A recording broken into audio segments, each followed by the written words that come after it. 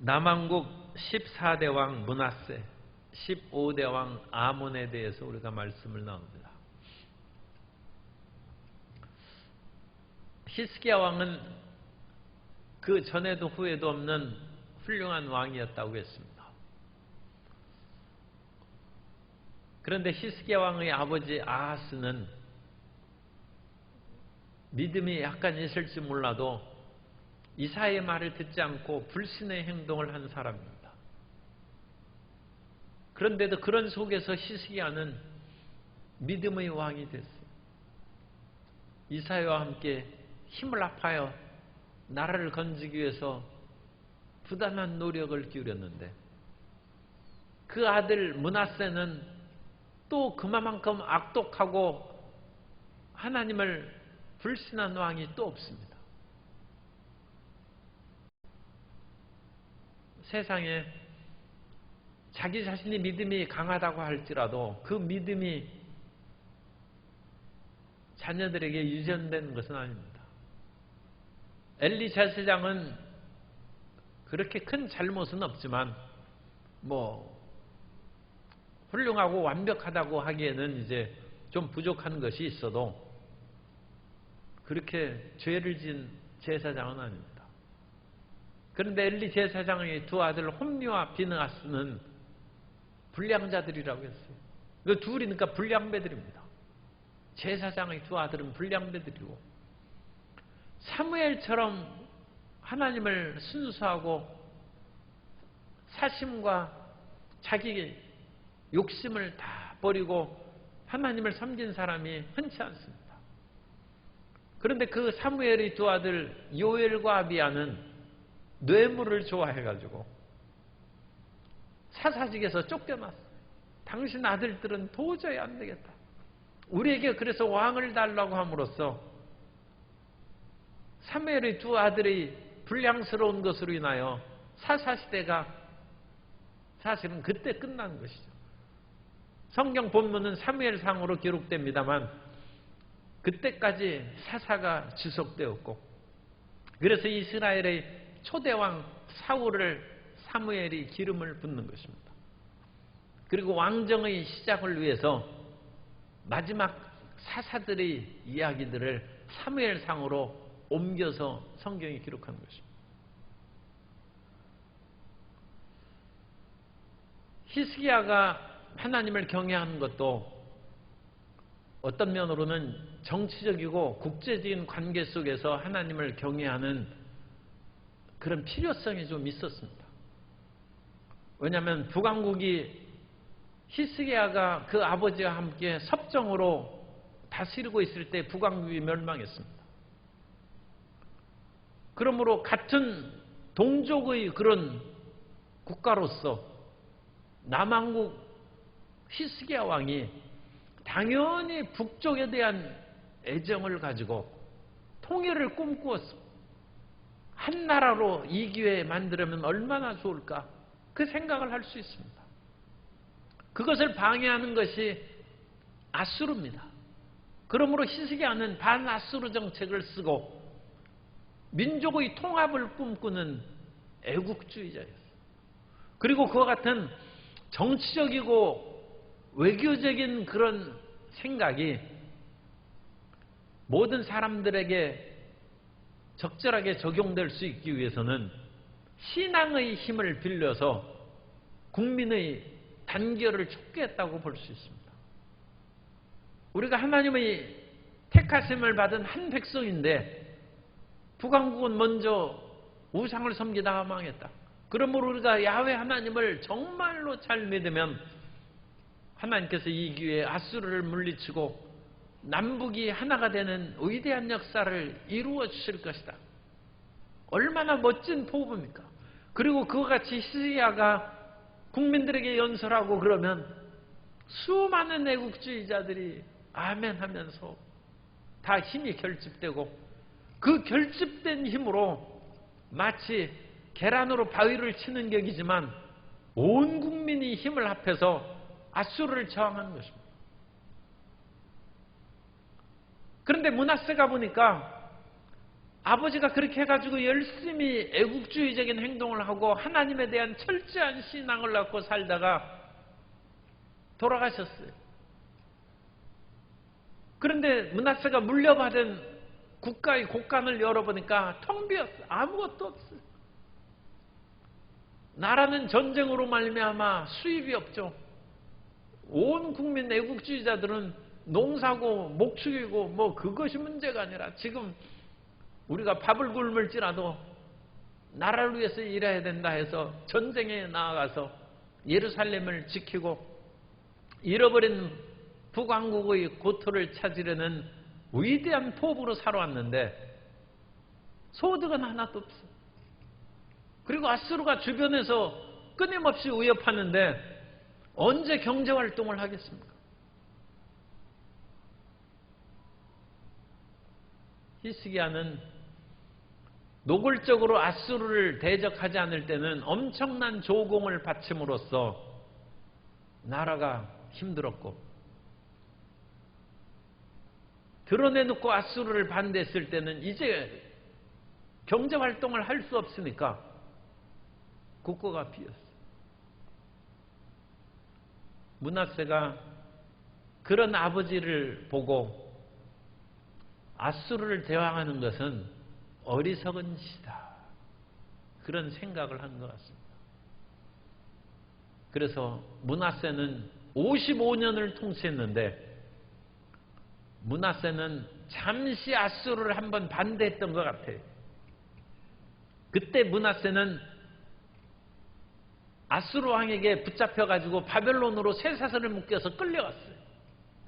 아수르 왕이 죽이지는 않았어요. 그 사이에 수십 년 동안 충성했기 때문에 죽이지는 않았던 것 같아요. 그런데 왕이 되어서 쇠사슬에 묶여서 끌려가니 그 망신이 또 말할 수 없죠.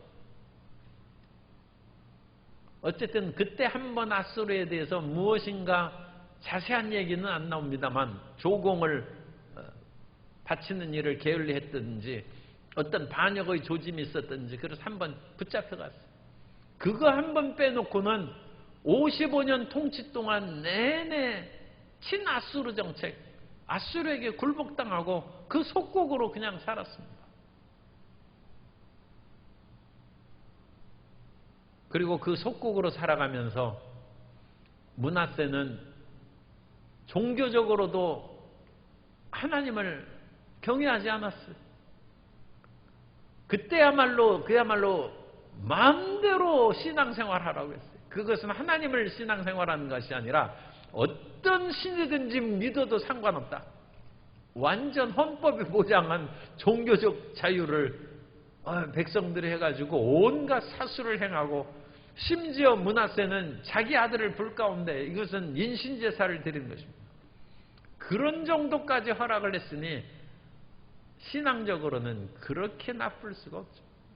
바알을 섬기고 아세라를 섬기고 온갖 일을 행한다. 그런데 그 므낫세가 죽기 몇 년 전에 회개했어요. 회개하고 하나님을 믿었습니다.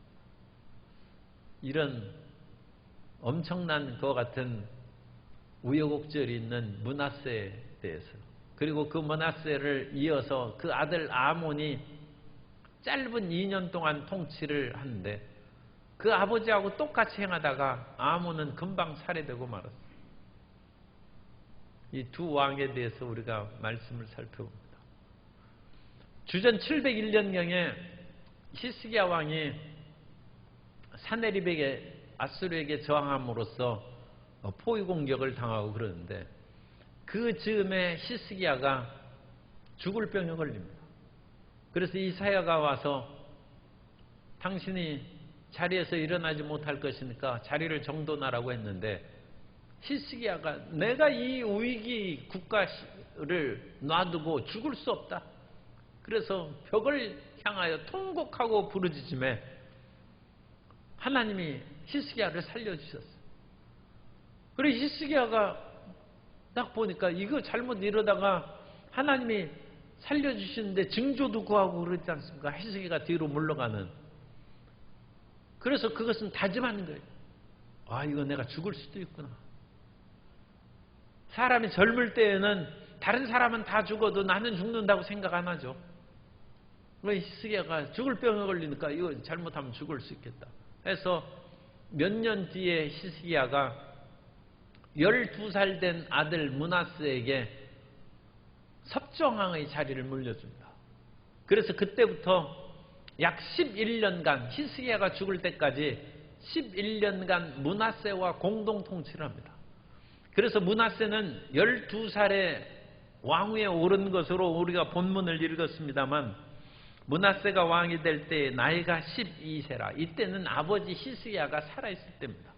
섭정왕으로 그때 시작을 했고 11년 후에 단독 통치를 합니다. 그래서 므낫세가 단독 통치를 할 때는 23살 때쯤 22살이나 3살 정확하게 오늘날 계산하기는 쉽지 않습니다. 어쨌든 그냥 11년 공동 통치했으니까 그냥 23살이라고.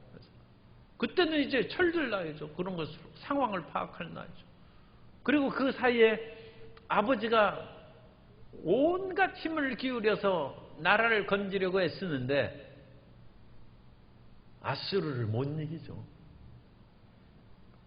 히스기야와 이사야가 공동으로 하나님 앞에 부르짖어 기도하니까 하나님께서 살아계심을 보이시기 위해서 사내립을 군대를 18만 5천 명을 천사를 보내서 쳤어요. 기적이 일어나고 사내립은 얼굴이 뜨뜻해져서 고국으로 돌아갔어요. 그런데 이것은 참 위대한 기적이지만 그것을 보고 있던 므낫세는 저렇게 위험하게 나라를 다스려서 되겠는가. 만일 하나님이 기적으로 안 도와주셨으면 나라는 이건 완전 멸망하고 마는 것이 아닌가. 그럴 바에는 화친하는 것이 낫지. 그러니까 므낫세는 할아버지 아하스와 같이 어떤 면으로는 이성적인 사람이고 신앙적으로는 불신앙의 사람. 아니 하나님을 믿고 그와 같이 이 무서운 외나무 다리를 어찌 건너란 말입니까? 그런데 우리 신앙인들은 죽음을 각오하고 그것을 건너는데 아하스나 므낫세는 그것은 참 위험한 것이다. 그래서 므낫세는 그 길을 가지 않습니다. 우리가 항상 눈에는 아무 증거 안 보이고 귀에는 아무 소리 안 들리고 손에는 잡히는 거 없어도 믿음으로 전진한다고 하지만 취직 시험 볼 때 열심히 공부해야 되고 온갖 것을 해야 되고 사업을 할 때 온갖 그런 인적 물적 자원을 동원해서 그 길로 나아가야지 그냥 하나님만 바라보고 딱 나간다는 것은 쉬운 일이 아니에요. 더군다나 수많은 사람들을 책임지는 대기업이라든지 나라를 이끌어가는 지도자가 하나님만 믿고 결정을 내린다면 국민들이 아마 불안에 떨지도 모릅니다. 아니 저렇게 국가의 지도자가 외골수 신앙으로 나가는데 그러다가 이거 큰일 나면 어떡하는 거야. 더군다나 일반 국민들은 믿음 없는 사람도 많아요. 이사야 같은 사람은 굉장한 열정적인 신앙인이지만 이사야에 있어서 가장 핵심적인 주제는 믿음입니다. 그리고 이사야가 강조한 것은 믿음이 없는 것이 죄라고 했어요. 그런데 그것을 뒤집어 놓고 얘기하면 참 이사야한테 이게 참 거친 표현입니다만 이사야는 광신자처럼 보일 수 있어요. 므낫세가 보기에는 그런. 그래서 므낫세가 나중에 이사야를 죽입니다. 그것도 우리가 전승에 내려온 바로는 나무 톱을 상자에 넣어서 톱으로 켜서 죽였어요. 히브리서 11장에 나오는 톱으로 겸을 당했다는 선지자가 전승으로는 이사야가 그렇게 해서 죽었어요. 이사야의 그 믿음을 히스기야는 받아들였는데 므낫세는 감당을 못하니까 이사야를 죽여버린 거예요. 그리고 므낫세는 이제는 아버지의 길을 가지 않습니다. 아버지처럼 살아서 나라의 국고는 텅 비고 백성 도탄에 빠지고 오직 하나님을 믿는 신앙만으로 나아가는데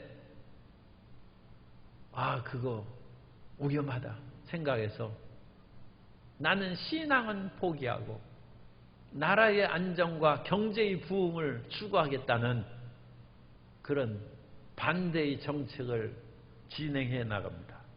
그래서 2절을 이하에 보면 므낫세가 야훼 보시기에 악을 행하여 야훼께서 이스라엘 자손 앞에서 쫓아내신 이방 사람의 가증한 일을 따라서 그의 아버지 히스기야가 헐어버린 산당들을 다시 세우며 이스라엘의 왕 아합의 행위를 따라 바알을 위하여 제단을 쌓으며 온갖 우상 숭배를 다 복원시켜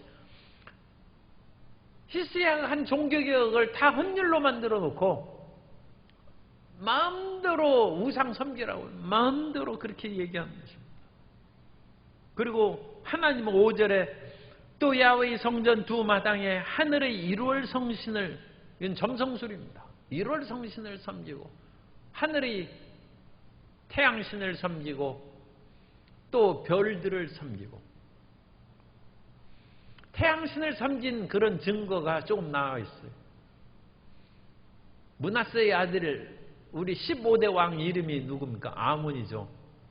아몬 하면 생각나는 그런 이름이 없습니까? 애굽에서 태양신이 아몬입니다. 아몬이라고 읽기도 하고 아몬입니다. 애굽의 태양신 이름하고 자기 아들 이름이 같아요. 그러니까 이 이름이 태양신의 애굽 그것을 본받아서 지었을 가능성이 있습니다.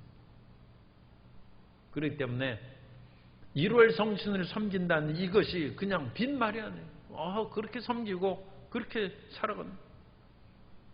또 온갖 그런 부정한 일을 다 해서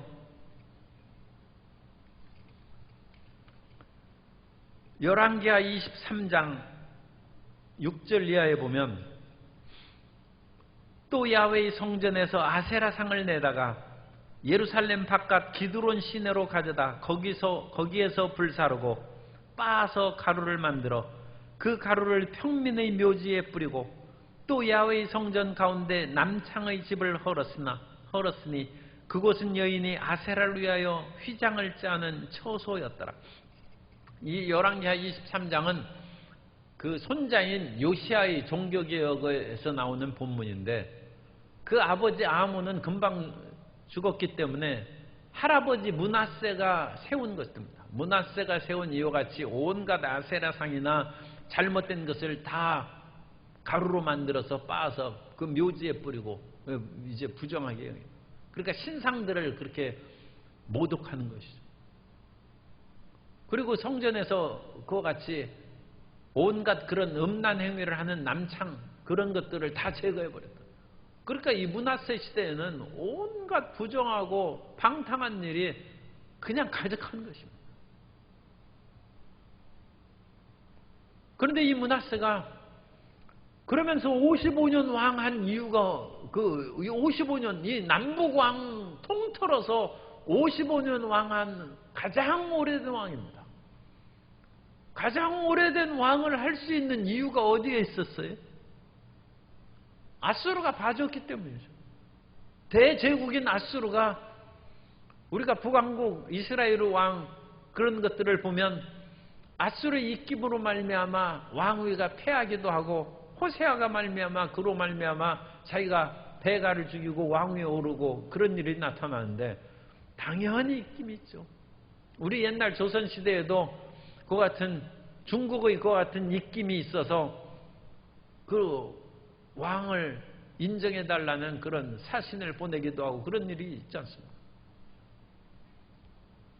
그래서 약소국들은 현대에 있어서도 그와 같이 강대국들의 입김으로 말미암아 국가의 지도자로 세움을 받기도 하고 은밀하게 폐함을 받기도 합니다. 현대까지 이르는데 고대 세계에는 더 말할 필요 없죠. 므낫세가 55년 한 그것이 이유가 없는 것이 아닙니다. 아수르의 그런 돌봄을 받았기 때문입니다. 므낫세는 끝까지 아수르에게 충성했어요. 친아수르파로 그 모든 일을 행한 것입니다. 종교적으로는 악했으나 아수르의 후원 가운데 국가가 보호를 받으니까 경제적으로는 발전을 했어요. 왜냐하면 우리가 메소포타미아하고 이집트, 메소포타미아와 이집트 사이에 이스라엘이 있는데 이 두 거대한 국가 사이에는 두 개의 국제 무역로가 있다고 그랬죠. 하나는 해변길이 있고 또 하나는 왕의 대로가 있어요. 이 국제 무역로의 그 길을 가운데 이스라엘이 있습니다. 그러므로 이 국제적인 그런 대국가에 협조하면 무역이 원활한 것입니다. 모든 것은 소통이 돼야죠. 특히 경제는 소통이 돼야 해요. 그러니까 돈 안 쓰면 국가에서 돈 쓰라고 하지 않습니까? 옛날에 일본 선교사로 있을 때는 일본에 거주한 사람들에게 돈을 나눠주고 저도 받았어요. 그래가지고 그거 돈 쓰라는 거예요. 그 막 사람들이 돈 안 쓰고 그러니까 돈 나눠주면서 쓰고 일요일에는 놀러 다니라고 해서 고속도로가 그냥 천행밖에 안 해. 어딜 가든지 그냥 천행.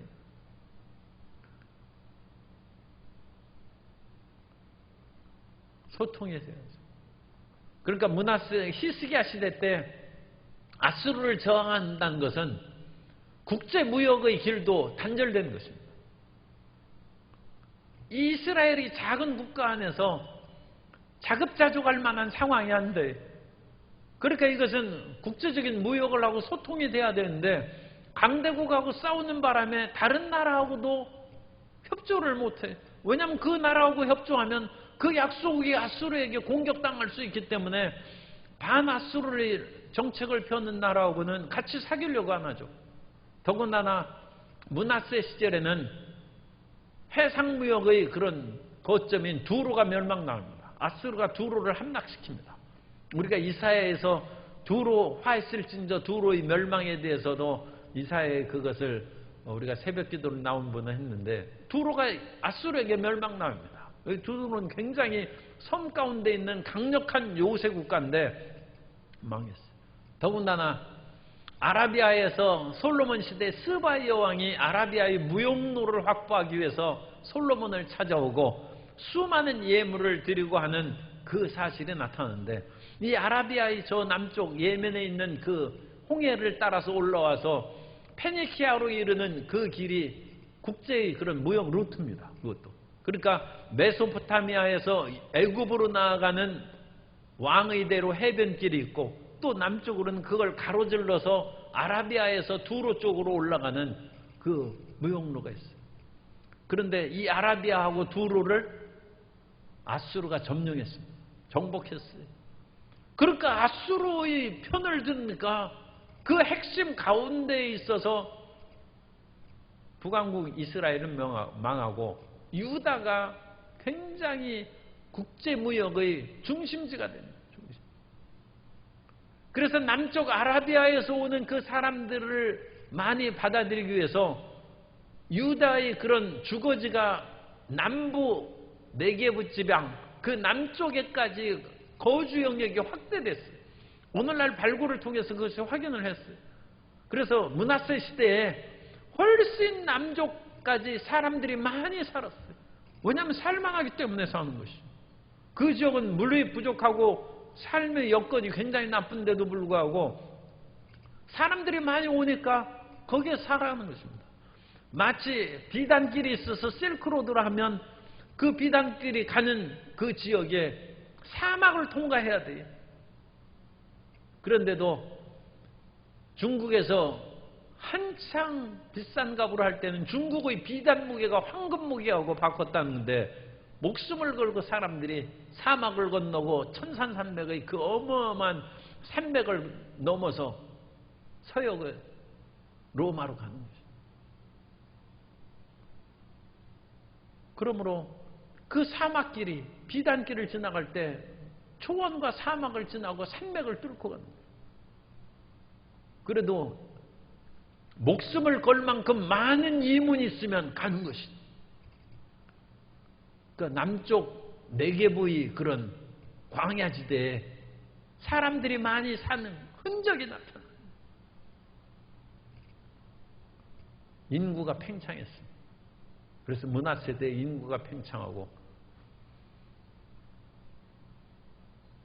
북쪽에 있는 그런 해안 지방에는 올리브 기름 짜는 올리브 압착기가 오늘날 한 100여 개가 발견이 됐는데 그 당시에 100여 개의 올리브 기름 짜는 압착기는 당시 근동에서 숫자가 제일 많은 것입니다.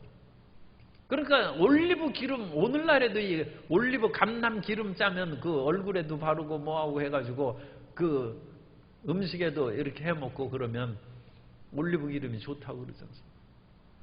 그런데 성지순례 가가지고 가면 올리브 기름이 질려요.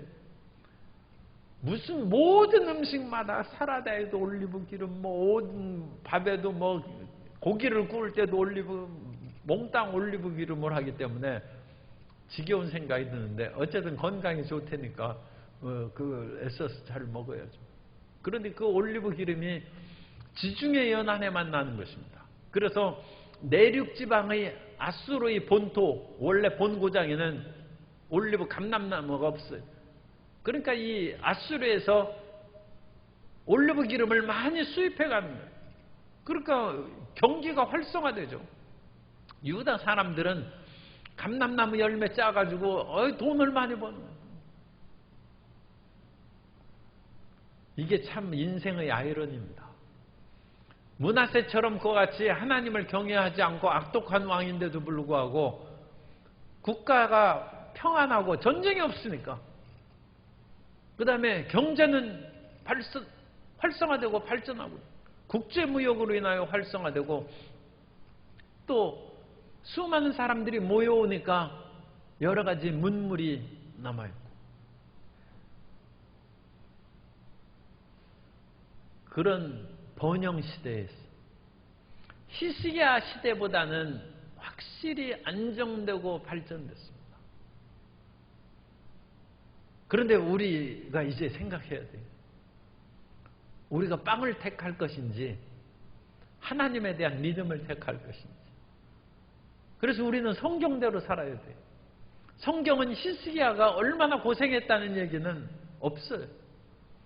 그 당시 농사도 못 짓고 국제무역도 못하고 산업이 피폐했다는 얘기, 그런 얘기는 거의 없어요. 물론 이사야가 그야말로 온 데가 망하고 뭐 그래가지고 오직 예루살렘만 오이밭의 원두막처럼 탈락 남았다고 이렇게 이사야 1장에 표현됐는데 그것은 주변이 다 아수르에게 정복당한 상황을 말하는 것이죠. 그런 표현이 나오고 있습니다만 얼마나 힘들고 어려웠다는 것은 안 나와요.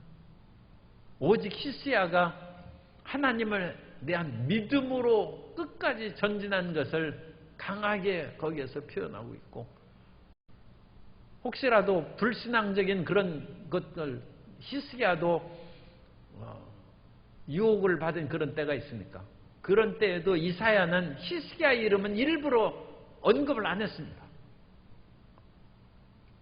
이사야가 히스기야 말을 이사야서에 잘 안 썼어요. 불리한 것은 안 써줬어요. 그런데 므낫세는 경제의 부흥과 정치적인 안정, 그 정치적 안정은 므낫세에게 엎드려 절함으로 굴욕으로 얻은 그런 안정입니다. 소위 말해서 팍스 로마나와 같이 로마에 의해서 정복당하니까 온 지중해 세계가 로마에 의한 평화를 얻은 거나 마찬가지입니다. 그런데 성경을 기록한 선지자는 므낫세의 그 같은 어떤 면으로는 업적인데 그런 업적은 이런 반구 얘기를 하지 않습니다. 오직 하나님에 대한 믿음을 가졌느냐 그것만. 우리가 이 세상에서 살다가 경제활동도 잘하고 정치적인 안정도 취하고 권력도 없고 그랬는데 천국 가서는 하나님이 그거 안 물으실 것 같아요. 왜냐하면 성경에 그 기록이 안 됐어요. 그러니까 우리가 그거 가지고 하나님 너 뭐 하다 왔느냐? 아, 제가 국회의원, 또 이 국회의원 그냥 국회의원 이해해 주시고 국회의원 5번 했습니다. 그런 거 말고 주일날 교회 몇 번 나갔어? 일주일에. 한 달에 한 번 나갔어. 그러면 그것은 상이 없어요. 저는 국회의원도 못하고 그랬지만 새벽 기도도 매일 나왔죠. 수요 예배 나왔죠. 금요 비전 예배 나왔죠. 주일날 교회에서 살았죠. 천사들이 박수를 치는 잘했다. 히스기야와 므낫세가 말하자면 그런 것입니다. 그 당시 히스기야와 므낫세의 역사를 기록한 성경의 기자는 히스기야를 그렇게 평가했고 므낫세를 또 그와 같이 책망합니다. 우리가 영혼의 세계에서 하나님께서 무엇을 보시는가를 성경을 통해서 배웠으면 그렇게 살아가는 것을 우리는 조금도 망설이거나 부끄러워하지 말고 또 내 인생을 내 스스로 판단해서 내가 권력과 재물이 없으니까 내 인생이 실패했다든지 그런 생각을 결코 하지 말기 바랍니다. 그런 식으로 성공한 므낫세는 이런 방구 성경에 기록이 안 되고 악한 왕 중에서 가장 악독한 왕이에요.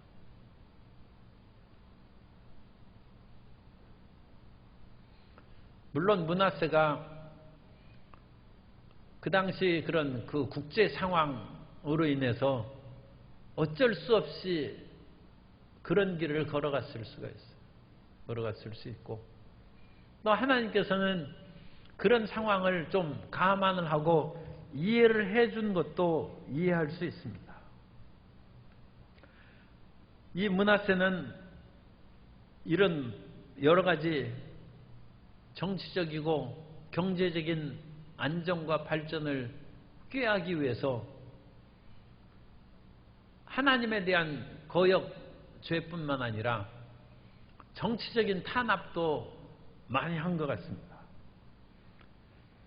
열왕기하 21장 16절에 보면 므낫세가 유다에게 범죄하게 하여 야훼께서 보시기에 악을 행한 것 외에도 또 무죄한 자의 피를 심히 많이 흘려 예루살렘 이 끝에서 저 끝까지 가득하게 하였더라. 그래서 므낫세가 무죄한 자의 피를 심히 많이 흘렸다고 했어요. 그럼 무죄한 자가 누구겠어요? 야훼 하나님을 경외하는 자들을 많이 죽였다는 얘기입니다. 왜 야훼 하나님을 경외하는 자를 죽입니까? 아니 하나님의 성전에다 아세라상을 세우고 온갖 우상 사신을 섬기는 그런 나쁜 짓을 하는데 믿음을 가진 사람이 그거 얘기 안 하면 되겠습니까? 아니 이 나라가 어떻게 세워진 나라인데 하나님께서 아브라함의 자손들에게 복을 주시고 솔로몬에게 성전을 세우면서 하나님을 경외하는 백성이 되라고 그와 같이 성전을 세워주고 복을 주셨는데 그 성전에다 바알의 상을 세우고 아세라 상을 세우고 태양신을 섬기고 그것이 말이 됩니까? 므낫세가 그 사람들을 다 죽였어요. 이 므낫세가 이런 그 사람들을 죽일 수 있는 군사력을 아수르의 후원하에서 받은 것으로 생각합니다. 이 므낫세는 아수르 바니팔이라는 아수르 왕이 그 애굽 원정도 하고 그러는데 그 애굽 원정할 때 군사도 그 후원해주고 그랬어요. 그래서 이 므낫세가 아수르의 그런 그 어떤 도움을 주는 경제력과 군사력을 가질 수 있도록 아수르가 힘을 보태준 것 같아요. 왜냐하면 이 유다가 므낫세를 통해서 그야말로 절대적으로 충성하니까 므낫세가 군사의 식량 보급 창구 역할을 해야 아수르의 먼 지역에서 유다에 와서 식량 보급을 받고 밑으로 내려가서 이집트를 정복할 거 아닙니까? 나중에 이집트의 테베까지 아수르가 정복하는데, 그 테베는 그 나일강의 그 중류에 있는 훨씬, 지금 나일 삼각수보다 훨씬 아래에 있는 굉장히 먼 지역입니다. 요즘에는 거기까지 가면 그 기온이 여름에는 50도까지 오르는데, 우리는 거기까지 가서 정복했어요. 그러니까 그런 일을 하도록 유다에게 군사적인 그런 힘도 주고 경제적인 힘도 주고 조공도 상당히 감해줬습니다.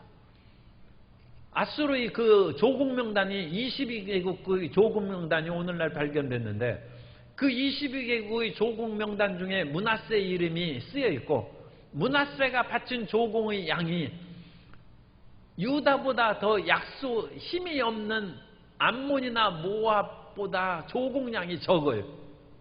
희한하죠? 유다가 국가가 오히려 크니까 조공량을 더 많이 내야 되는데, 그런 다른 나라보다 유다가 조공의 바치는 양이 적었다는 것은 아수르가 봐주고 있다는 거예요.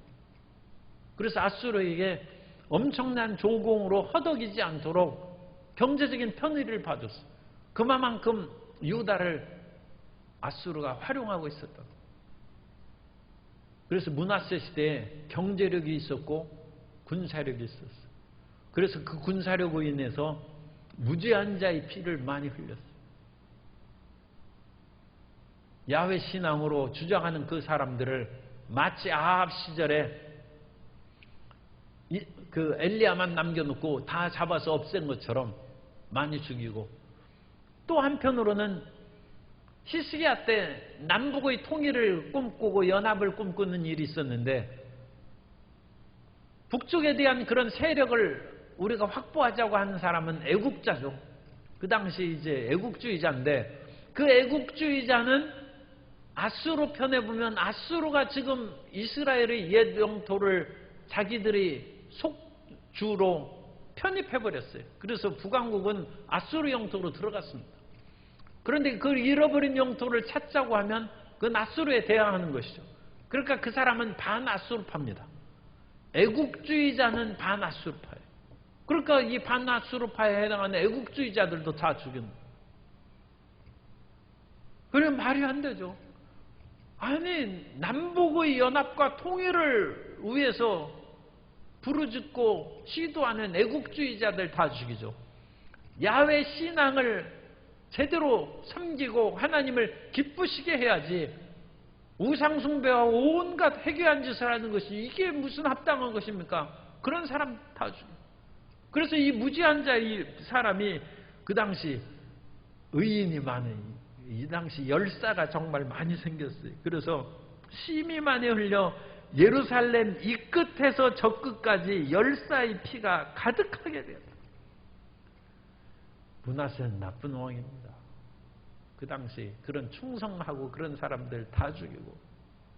그러니까 므낫세가 이런 의로운 사람들의 피를 흘려서 얻은 경제력이라든지 정치적 안정 또는 사회적인 편안함, 그런 건 얘기할 것이 못 된다. 아니, 지금 수많은 무지한 사람들이 죽었는데 그걸 가지고 얻은 그 보상, 우리 옛 민주화 투쟁을 하던 어떤 분은 민주화 투쟁 보상금 받으라고 하는데 그걸 내가 왜 받느냐? 민주화를 해서 보상 받으려고 내가 민주화한 거야. 그래가지고 장모 선생이 또 그런 얘기를, 만일 나라를 위해서 일한 것을 보상을 준다면 어찌 나만 받으면 되겠느냐? 수없는 산업 현장에서 농사 짓고 고기 잡는 그 사람도 묵묵히 나라를 위해서 일하는데 그 사람도 다 보상해 주지 않으면 내가 왜 민주화 투쟁했다고 보상받느냐?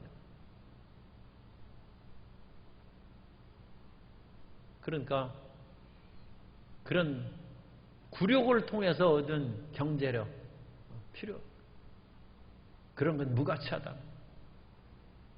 의롭게 얻은 그것이 아니면 무가치하다.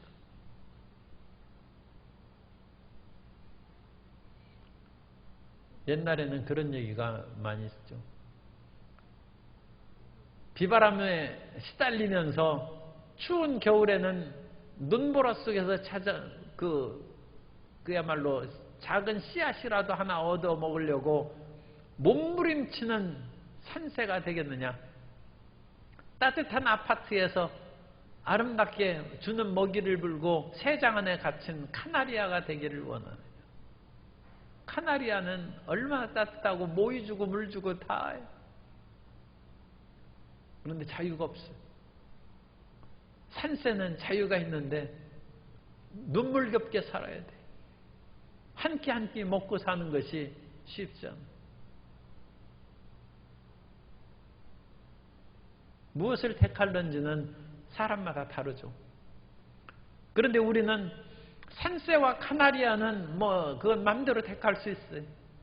그런데 우리 신앙인들이 택해야 될 것은 우리는 믿음으로 살아야 된다.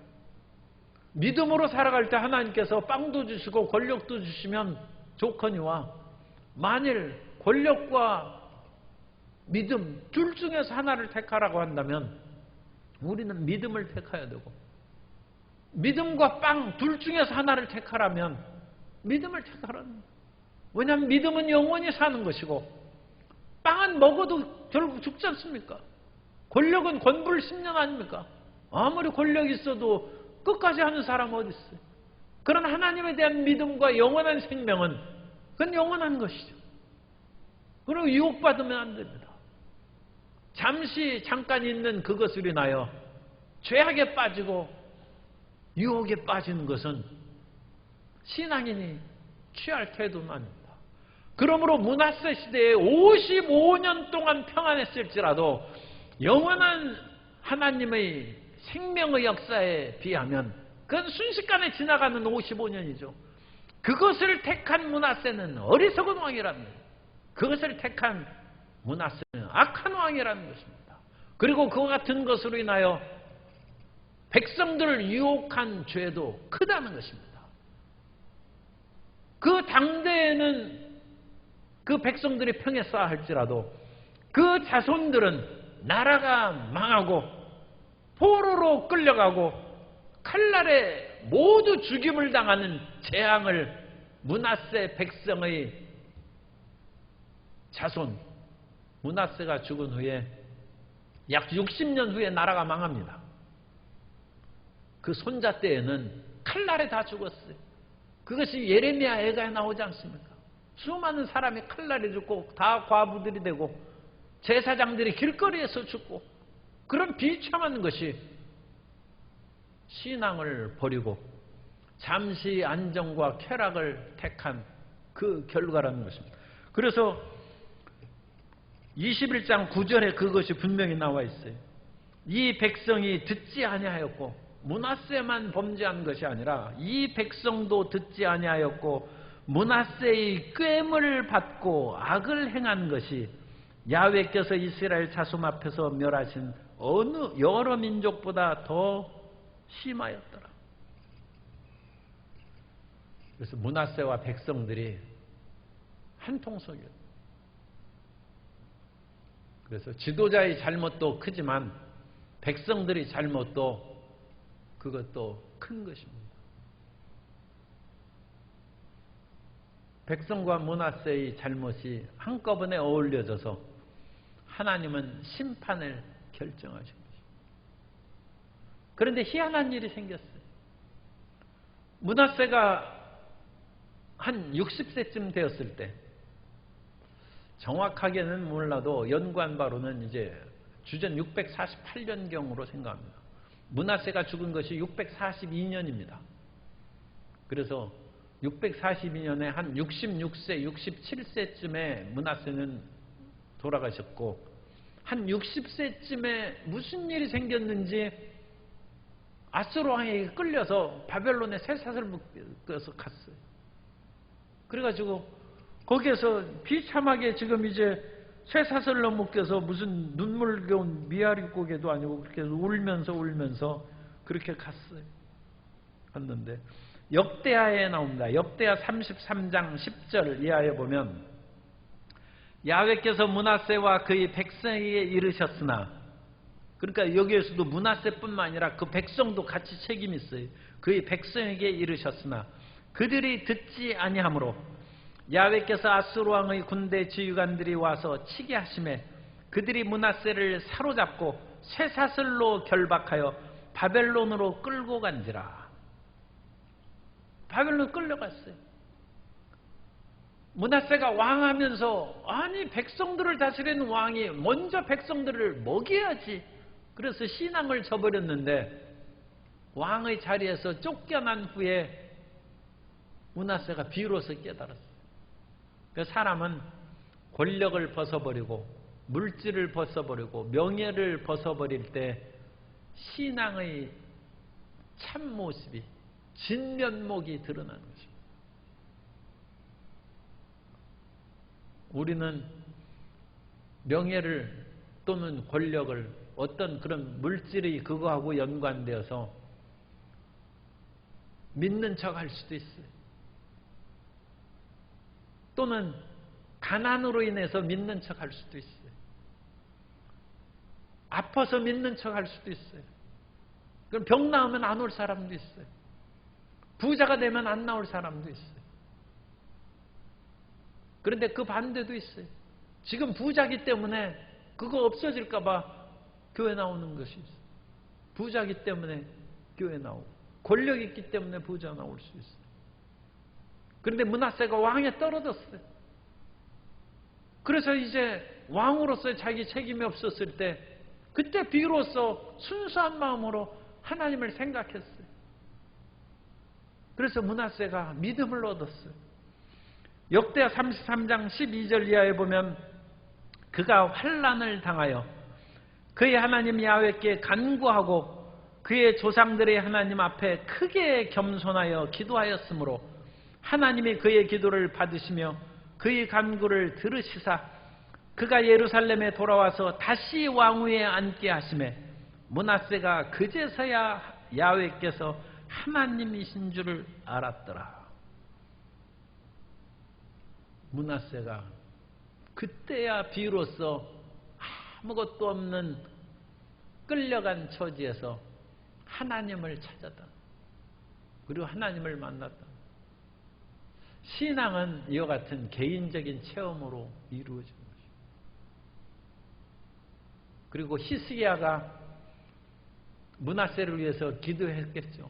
그 기도가 한 50년 만에 응답된 거죠.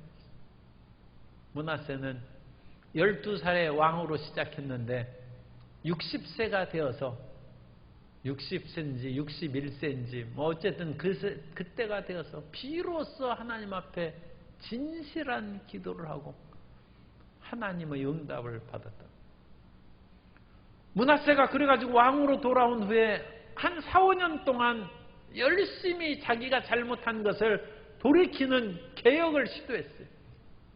그래서 이 우상 그런 것들을 없애버리고 그런 개혁을 하고 아버지 히스기야가 했던 것을 자기가 다 뒤집어 버렸지 않습니까? 그걸 다시 복구하는 일을 행했어요. 그런데 그렇게 일을 하다가 므낫세는 4, 5년 만에 66세의 경우에 돌아가셨어요. 그런데 그 아들 아몬이 22살의 왕이 됐어요. 그런데 회개한 아버지 므낫세를 따른 것이 아니라 이전에 나쁜 짓 하던 아버지 므낫세의 행위를 그대로 본받아서 행하며 신하들이 므낫세 시대에는 참고 살았지만 더 이상 못 참겠다 해서 아몬을 궁중에서 죽였어요. 아마 므낫세가 바벨론으로 끌려갈 그때 군사력이나 왕이 직접 통솔할 수 있는 그런 어떤 호위병, 경비병들의 세력이 아마 약화됐을 가능성이 있어요. 그래서 아몬은 궁중에서 살아야 됐어요. 그러니까 자기를 지킬 만한 군사력이 없었다. 그런데 그런 것은 이제 좀 정치적인 얘기고, 아몬이 왜 그렇겠느냐. 제 생각에는 아몬이 므낫세가 와가지고 이전에 자기가 했던 거 다 뒤집어버리고 하나님을 믿는 열심을 내고 그런 것을 보고 이제야 아버지가 올바르게 하나님을 믿고 찾는구나 생각한 것이 아니라, 아몬은 좀 거친 말로 아버지가 노망들었구나, 안 하던 짓을 하고 바벨론으로 끌려갈 때 얼마나 쇠사슬로 하고 고통을 당했기에 지금 정신 나갔다. 아몬은 아마 그렇게 생각했을 것입니다. 우리가 가장 힘있고 젊을 때 자식을 교육하는 것이 좋습니다. 나중에 늙어서 훈계하면 안 듣습니다. 므낫세가 마지막 죽기 전에 회개하고, 므낫세가 진실로 회개했기 때문에 개인으로는 구원받았을 것입니다. 그러나 므낫세는 자기 자식 아몬도 구원 못 시켰습니다. 왜냐하면 아버지가 지금 정신 나갔다. 나이가 들고 늙어서 이상한 짓 한다. 그래서 아몬은 죄악의 옛 아버지의 길도 그대로 걸어갔을 거예요.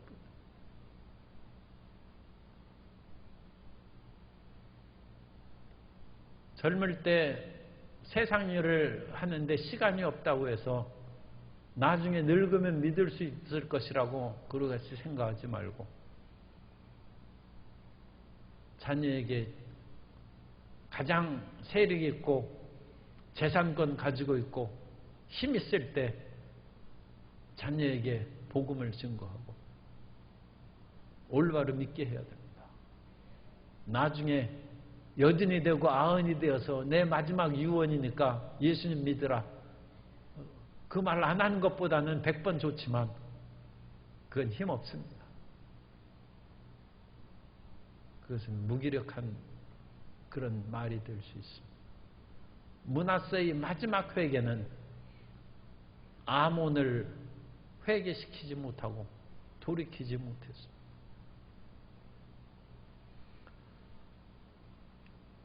어떤 정치적이거나 사회적인 일이 다가온다 할지라도 므낫세와 히스기야와 아몬을 통하여 우리가 얻을 수 있는 교훈은, 내 자신이 하나님을 제대로 믿어야 됩니다.